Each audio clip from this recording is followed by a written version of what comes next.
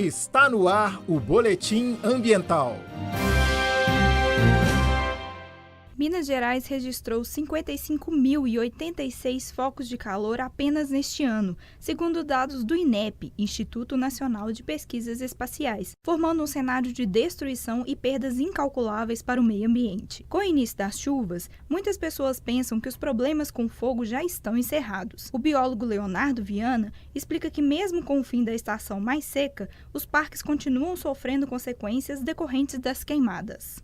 Grande parte das áreas que pegaram fogo hoje estão completamente descobertas, a vegetação queimou toda e o solo está exposto. Isso deixa o solo completamente fragilizado diante das chuvas. As chuvas vão bater diretamente sobre o solo, vão lavar aquele solo, levando os nutrientes que porventura estejam por cima do solo, levando para dentro desse curso d'água, causando assoreamento desses cursos d'água e criando impermeabilização no solo, consequentemente reduz a recarga para aquíferos.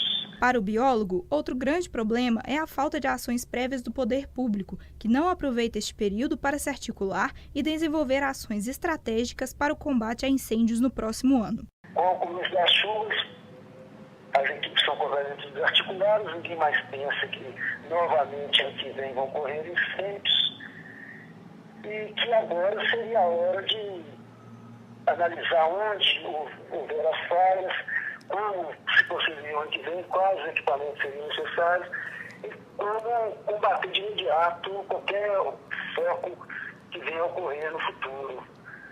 Essa é a hora, e não de desarticular, pensando que agora está tudo resolvido. A superintendente executiva da ANDA, Dalci Ricas, critica a estrutura de combate a incêndios dos parques de Minas. A estrutura que o Estado disponibiliza ainda está muito longe de realmente conseguir resultados mínimos. Em 2014, se não fosse a ação das brigadas voluntárias, das brigadas profissionais, no caso da região central de Belo Horizonte, formada por empresas e organizações governamentais, no caso a ANDA e o Instituto Terra Brasília, a tragédia seria ainda muito pior. É preciso estudar cada unidade de conservação, verificar a situação de cada uma delas, comprar os equipamentos necessários, estabelecer políticas de prevenção, vigilância e combate. Repórter Marina Bering.